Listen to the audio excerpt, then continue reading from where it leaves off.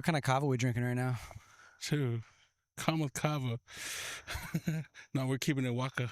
We're keeping a waka. Loa Waka. We're going some Loa Waka, some Fijian homies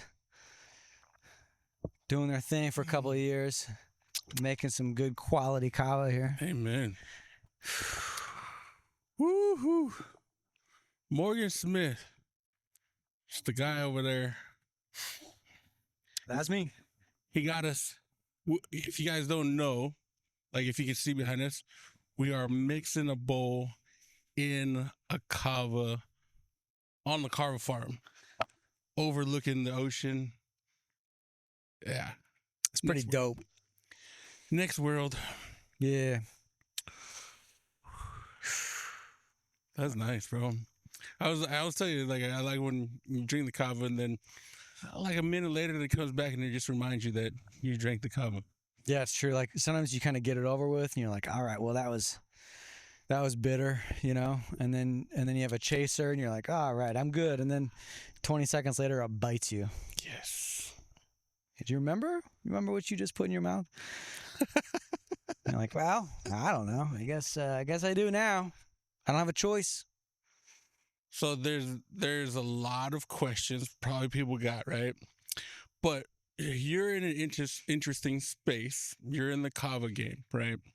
You go across the world and you meet with all these different cultures within kava.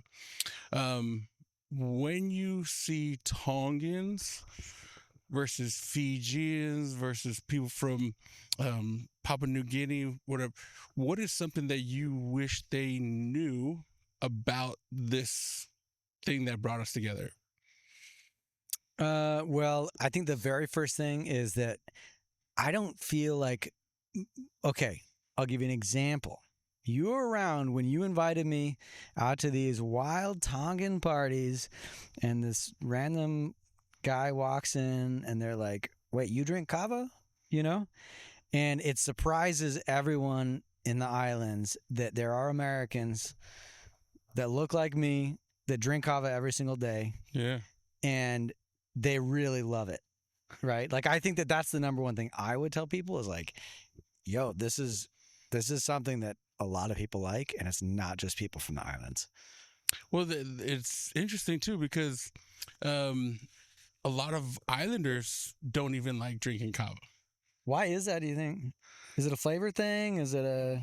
So, you know, it goes from, I think it's family to family where they tell them like, oh, don't do that. But, you know, going back to, there's always one bad apple, right? Somebody was probably drinking kava when they did X and that X ruined the family, right? And so then that family no longer drinks kava. It was like, it just so happened that they were drinking kava that night. They might have not just been a good person their whole life, right? I had someone the other day who said she was poly, she was Tongan, and I said, "Oh, do you drink kava?" And she goes, "No." I go, "Does your husband drink kava?" She goes, "No, he does not drink kava." And I found it funny because the distinction I have with drinking kava versus what was going on in her mind was she was thinking Phi kava. Yeah. She was thinking, when you drink kava and you're a dude, you're going to be with your buddies. You're going to drink it all night long, all day long. You never know when you're going to come back home. You know what I mean? Amazing, though. You're shirking your family duties. You're doing all these Don't do things. that. No, that's not fight kava. That's individuals making bad decisions. And that's my point. Yeah. Right? Is that like she associated it with all the things that are not kava. Yeah. Because like, I don't know if it's like, to me, it's like money, right? Like the lack of money or the plethora of money, it brings out the real person in my mind, right? And so when you're drinking kava, when you're conceptual kava, for me and the group of guys that I drink kava with, it loosens their tongue a little. And so then they really tell me what's up. It's like there's no hesitation. I go to church, you know, I'm sitting in these elder court meetings and nobody wants to talk, but everybody is upset about something. But at the fight kava, dude, they're telling me what's up. And I was like, I'm glad you said this because now I know. Like, don't hold it in. You're not holding too much in anyways. Yeah. No, man, I'm with you, dude. I feel like it's an important thing that we're kind of missing these days. Yeah. People always talk about like a third space. Have you ever heard of that concept of a third space? No. It's like, you've got your work. That's like one spot. You got your home. That's another spot. But there's like a lack of third spaces these days, which are places you can go, hang out, be social, but doesn't necessarily require money. Doesn't necessarily, Right. you know what I mean? It could be like a park. It could be, something that's like, I don't know, just some other spot that's, something that you can go to without having to like fork out a bunch of money, and it's a place you can kind of relax. And I feel like that's what Kava drinking is to a lot of guys. Yeah. When I first got married, my wife was always asking me, she's like, but why do you guys start so late? And I was like, babe, during the day, I'm a dad. Like, I got dad stuff. Let me do dad stuff. And then, when the women and children are put to bed, then now it's boy time. But I think people need that third space. I think you're right, bro. Yeah. Well, I mean, we're missing it, right? Like, I feel like it's something that we used to have a lot more of, and we just don't really have that. So it's like a way for people to kind of chill, relax, and connect with one another, but without having a lot of, I don't know, baggage to go along with it. Mm. Yeah. So what do you think of like whenever you're around someone who doesn't drink kava and you're trying to explain to them what you do on the weekend sometimes, what do you say? They have no concept of it. Yeah. They look at you, they think that you're Mexican. You live in Arizona. They're like, hey, Gilberto. Yeah. What's up? So, amigo. Yeah. No, it is interesting because I mean, me having the background that I did with the stuff that I used to do with my friends, right? Like, I don't change that conversation. It was like, me and my buddies, me and my drinking buddies, right? And they don't know that I'm not drinking alcohol. It's only when I go to these situations and they give me alcohol, and then they're like, wait, you don't drink? And I was like, nah. It's like, but you got drinking buddies? Like, yeah. Because it's not that I don't think it's like a problem, but there's like social norms that you just are around, and it's like, yeah, if you think that's something that's acceptable, yeah, I'm doing that too. Yeah. So it's like nothing unusual until they see me with a bucket, see this brown stuff flowing. They're like, well, what is that? And then I was like, come, I got you. Got something for you. Try it. Where my buddy's Ben. Remember my buddy Ben? Yeah. So he's my drinking buddy now.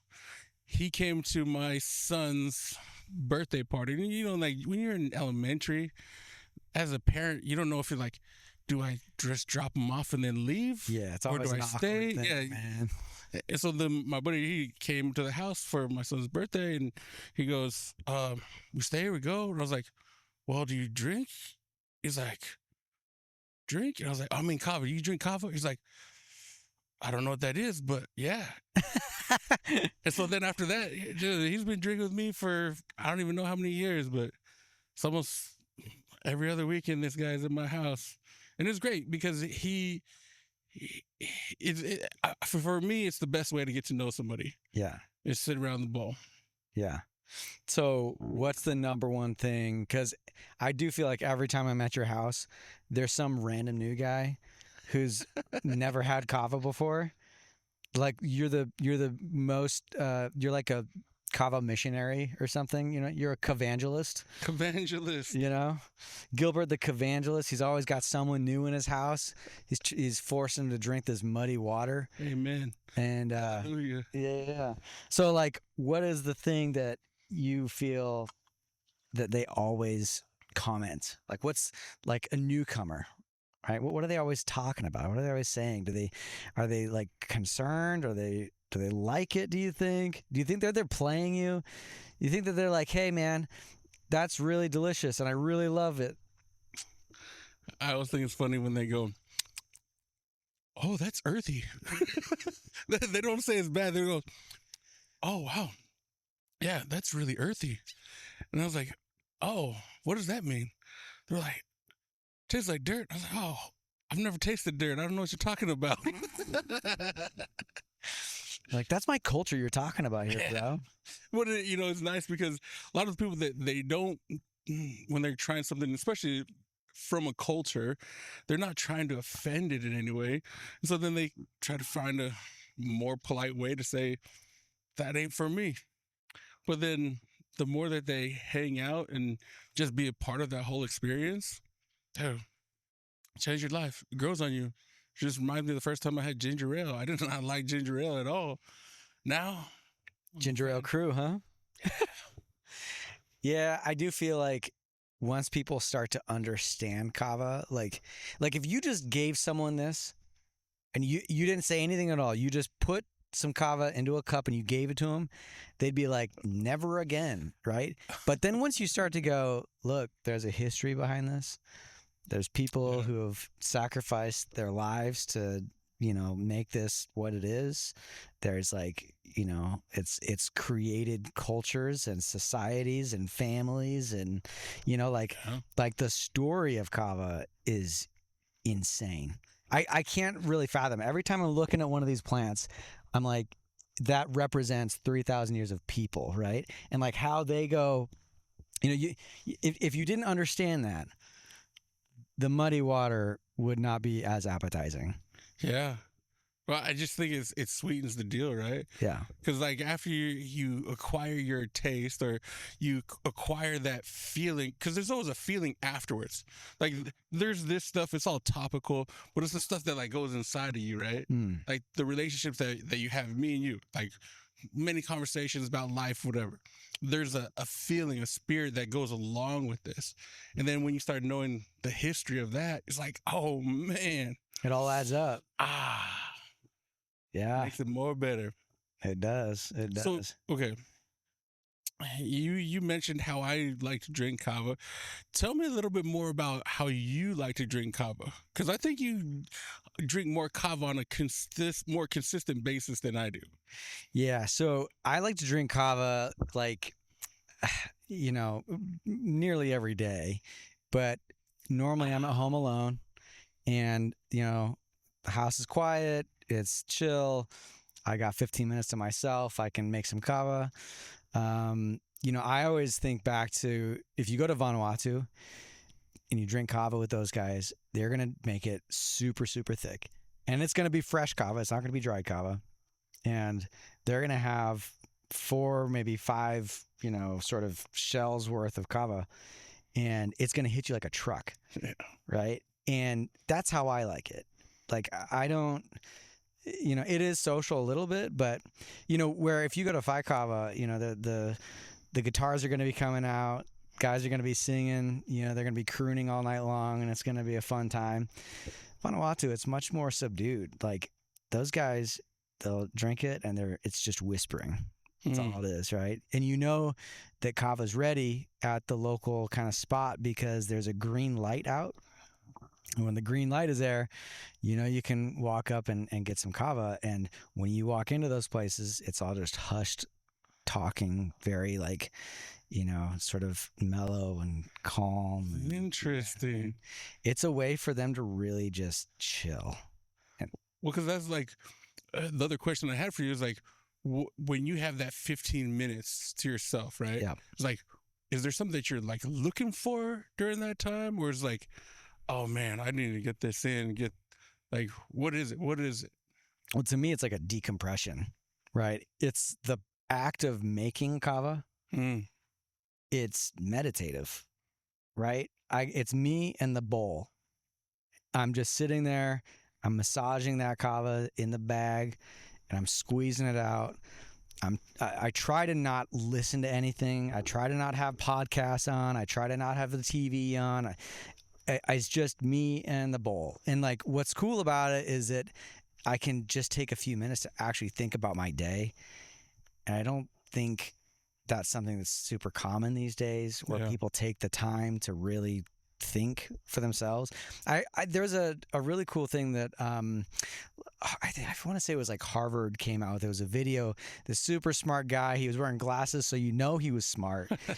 And he was saying that like, people don't have enough time to be bored these days. And you have to be bored because that's when your brain sort of,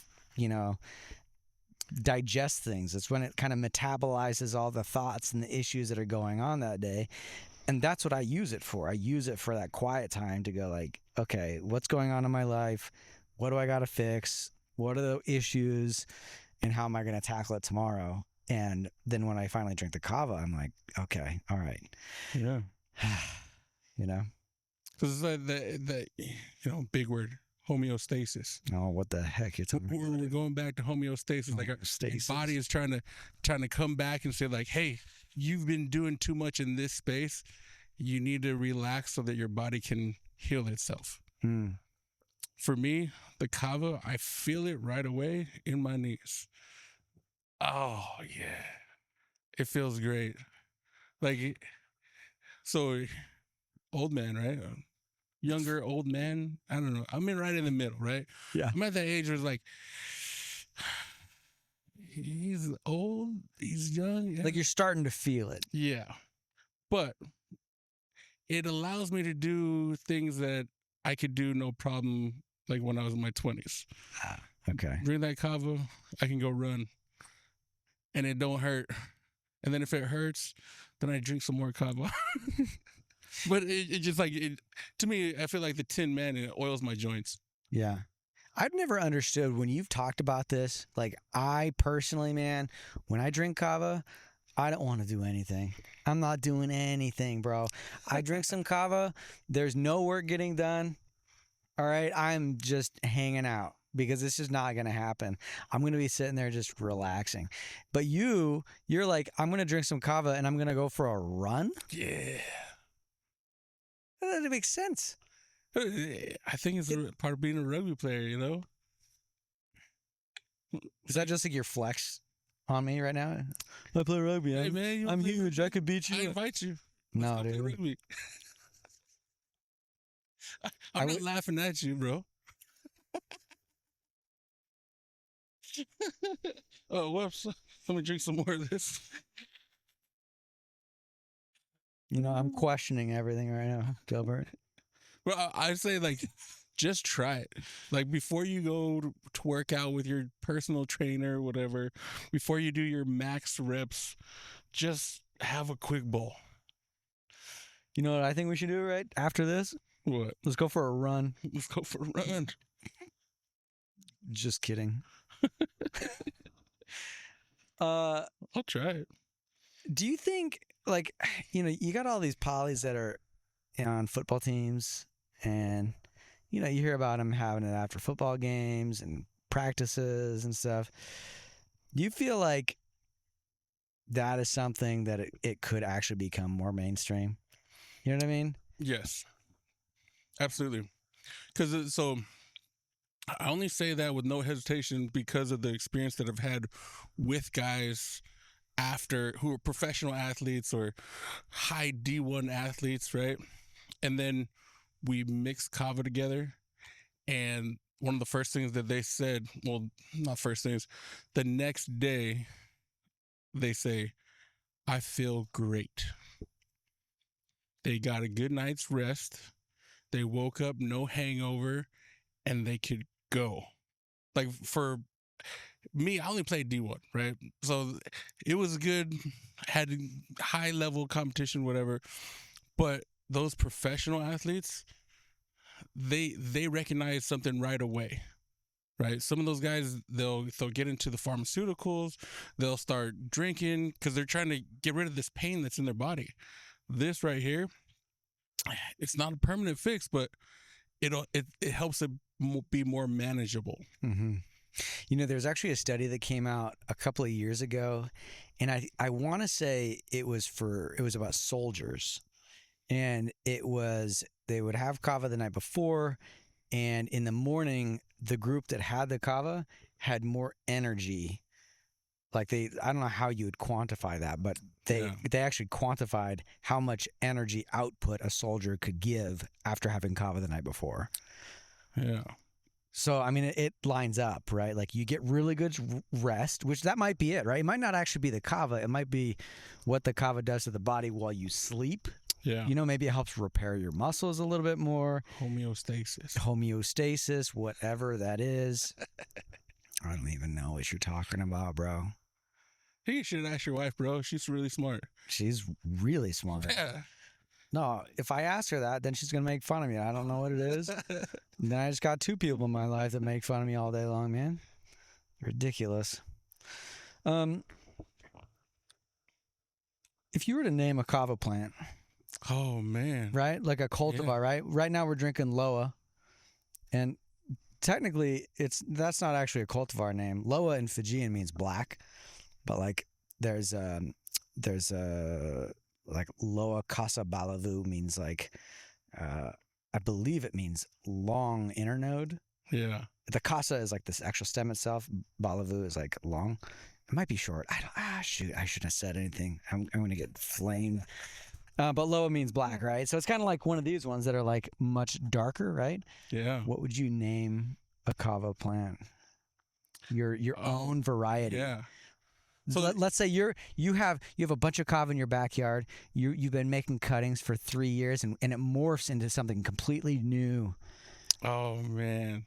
So it is only because I've been here on the kava farm that I've really looked at the different varieties of kava and seen like where their beauty is, right? So if I made these cuttings for 3 years and something unique came out, bro, it'd have to be something beautiful, right? Like, I don't know, I'll name it after my wife. I was gonna say that's Like, you know, that's what you do. Something simple, right? Like, I don't have any daughters, so I can't name it after my daughter, but I do got a wife. Like, but I look at that one right there, right? And that's that silky black, like stem, like that is beautiful, right? It's amazing. And then you go look at these other ones, it's a different kind of beauty. And it like, you know, when they talk about how far across the knuckles are, Yeah. and it's like some are short, some are long, and it's like me, I'm a tall guy. I like them tall. So the one that I would name would probably be something a little tall, a little up top. Okay. All right. You heard it here first. When Gilbert finally, makes his own variety of kava somehow, Unite the clans. it's going to be something about his tall wife. Yeah. You know what's funny? Because like, okay, like beauty, right? Beauty is an eye of the beholder, and then there's so many people that just don't know how beautiful they are. Meaning, Yeah. there's like, you see, like I see a tall, beautiful woman. I'm like, oh, she's tall, she's beautiful, whatever. A lot of these tall girls don't like to be tall. Yeah, it's weird. Yeah, but it's like a lot of people, they don't know how beautiful they are. That's what I'm saying. I had a buddy who I'll never forget him. And this is 20 years ago, 25 years ago or something. And he said that squirrels marry squirrels. Right? Like it was his way of being like, it doesn't matter if you're ugly, doesn't matter if you're short, doesn't matter if you're tall. There's someone out there that thinks that you're pretty cool. Yeah. That's pretty cool. But there's so much, like what's great about today, right?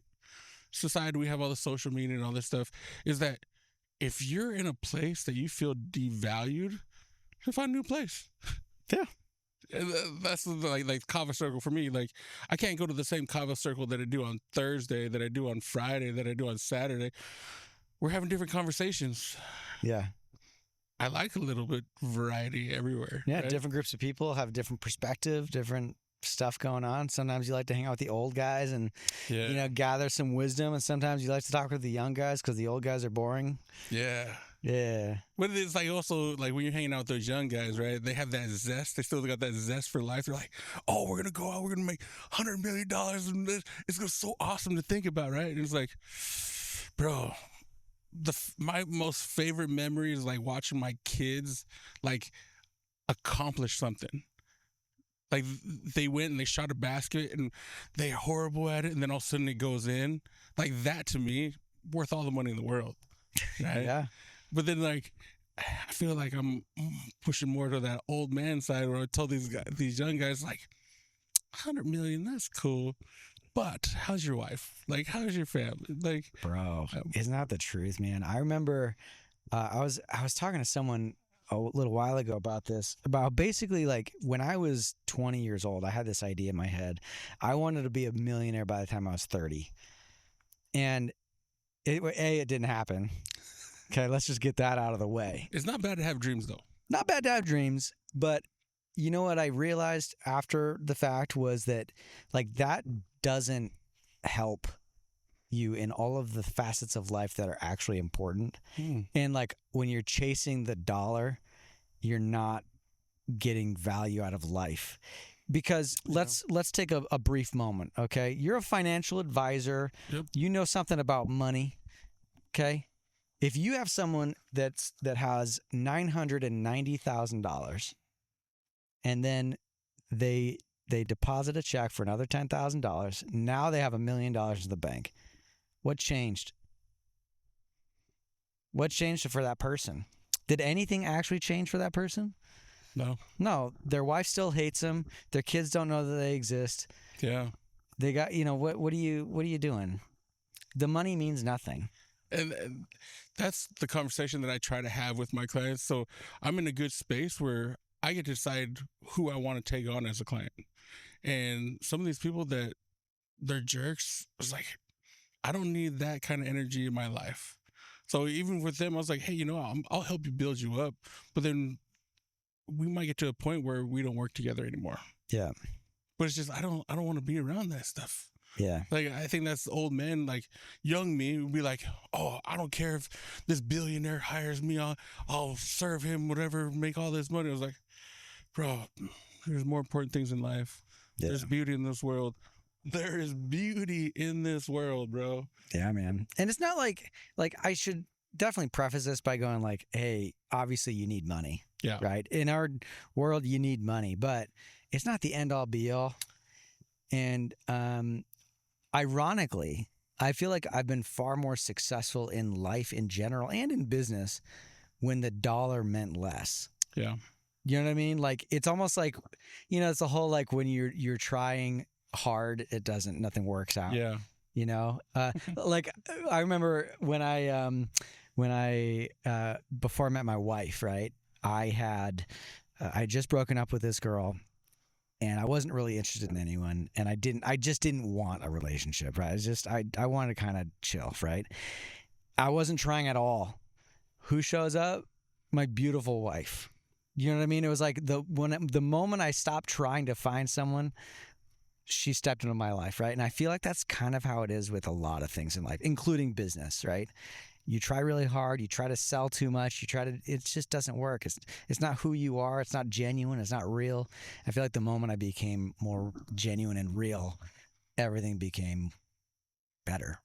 Yeah. Like every facet of life. It wasn't just business. It wasn't just, it was just everything. So there's a couple takeaways from that, right? One is you got to be there. You got to be in the position to be there. Two, you got to be not only there, but being able to recognize the situation that you're in. Because, how many times do we see people run into poles because they're looking at their phone, right? They're there, but they don't know where they're at. Yeah. But for you to be there, not be taking a look at them, all of a sudden, oh, hey, you like me? Mm-hmm. Mm-hmm. Yeah. It's a weird, I don't understand how the universe works like that, but I just feel like that's true of so many different things. So you've had a lot of different like professional things in life. Yeah. And I'm curious to know, like, what do you think about like a young guy who's, thinking about what do I do in life, right? Mm-hmm. Let's say this young man, let's give him a name. His name is Billy. Billy, yeah. Billy comes up to your house. You say, "Come on in. We're gonna sit around the bowl." Yeah. And Billy goes, "Man, Gilberto, I don't know what to do with my life. I don't know where I'm going." What do you tell him? So because a lot of people, they come to me and they're like, I want to be rich tomorrow. I want to be rich yesterday. I want to have all this money, right? It's like, some things just take time. I think Warren Buffett said it best, is like, a baby takes 9 months, right? You can't impregnate 9 women in 1 month and expect a baby. It's like, no, things just take time. That's a crazy thing to say, but Right? continue. Well, because that's what he was always talking about. He's like, He's always talking about impregnating ladies. well, that's what he went back, because there's no way. Everybody thinks that they're gonna have $1 million. Like, if I do this, this, and this, Yeah. if I do this one thing 9 times, I'm gonna have $1 million, instead of having, oh, it takes 9 months to grow. Like, Yeah. but during that time, I think there's the whole adventure of finding out who you are, right? When you grow up in a household. Hopefully, you have a father figure, you have uncles, you have a community that's helping you learn something, but they don't have all the answers. That's why I like going to the Kava circle, because there's a lot of guys that have different degrees than I do, different backgrounds than I do, different everything than I do. But when we come around, it's like, hey, I got some ideas. You got some ideas. You went and experienced this. Tell me about that. And then I can, put my 2 cents in from the financial side. Mm-hmm. We got other guys that put it in from their side. It's like, oh, use this as wisdom. But yeah, for those guys, those young guys sitting down with me, it's like, it just takes time, bro. You're going to figure out who it is you are and what you like doing, because, your friends. Sometimes your friends are the ones that are holding you back. It's not that they're bad people. It's just they're in the way of getting what you want to get done. Yeah. Couldn't agree more, man. My dad, he told me one time I was younger, I was maybe 16, 17, and I couldn't sleep. And it was 11 o'clock at night, 12 o'clock at night, something like that. I'd go downstairs and I say, Dad, I just got a lot going on in my head. I just can't sleep. And he said, well, what are you worried about? And I said, well, I don't know. I got all these different things going on. And he goes, well, can you do anything about it right now? And I said, well, no. And okay, well, that's actually kind of good advice. And then I said, but I don't know what I'm going to do with all of these like kind of things coming up. And he goes, look, life is like a hallway. And you're going through this hallway, and there's going to be doors on the sides of the hallway. And sometimes those doors are locked. Can't do anything. Sometimes the doors are open. You can kind of poke your head in, peek around, see if it's something that's kind of cool. And maybe you can continue on your journey, right? But over and over again, you're going to hit those doors. And sometimes you have to make doors happen, right? Yeah. In order, let's say you want to be a doctor. Well, you can't be a doctor unless you go to school. Unless you get good grades, unless you get into right? Yeah. But many times, if you're just doing the things that you need to do to like succeed, those doors will pop up. Yeah. And it's up to you to decide to open that door and walk through. But you have to recognize that there are doors, and you have to recognize that you need to do the things to get you into the right hallway. You know what I mean? How did that 16-year-old you take that advice? I loved it. That's amazing. I mean, I remember it today because it's seriously been one of the things that have kind of kept me going, because throughout my life, I've had so many random like little career things happen, or I had an idea, I'm going to start a little business. And so I did. We've talked about a lot of different stuff. I've started all sorts of little random businesses. And if I didn't start those random little businesses, dude, I wouldn't know what to do today. Yeah. In my current situation, right? Like, I saw those doors, I opened them, I walked through them, I made something happen. Well, so this is where, that experience, right? Going through and having a lot of horrible bosses, Bro. Like, there's only one way to experience that, right? You think that everybody that's in a leadership position is looking out for your best interest. It's not the case. No. It is not the case. They're looking out for themselves, their best interest. There's a lot of times that so like you mentioned, I've worked a lot of different jobs, right? And I've had a lot of fun no matter where I went to work. And there's a lot of times my manager wouldn't promote me because I was making them look too good. And I was like, Oh, okay. Yeah. But that's something I needed to experience. I needed to have that experience. Yeah. And then you realized you needed a CYA. You needed to start. Yeah. You need to start sending emails with their bosses on the email with your work. I know. I was there, bro. But to me, it's just amazing. Yeah. It's part of life. It's part of life. Bro, I'm glad we could walk through this Kava door together. You know what I'm saying? Amen to that. It's good times. Well, look, it's been a great episode. Yes. Thanks for tuning in. Hit the old likes and subscribes and comments and all the fun things. But let's go. Let's come to them. Let's go. I want to go to wherever people mix that, bro.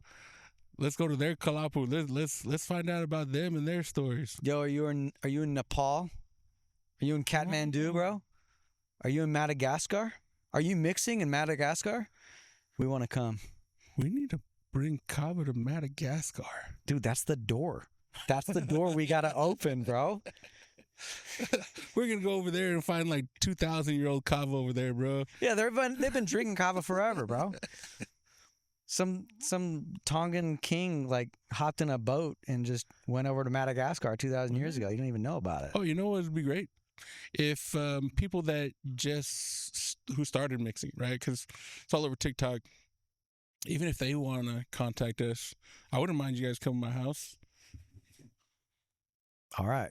We're doing a meetup at Gilbert's house. Arizona's. Your wife is going to love it. Yeah.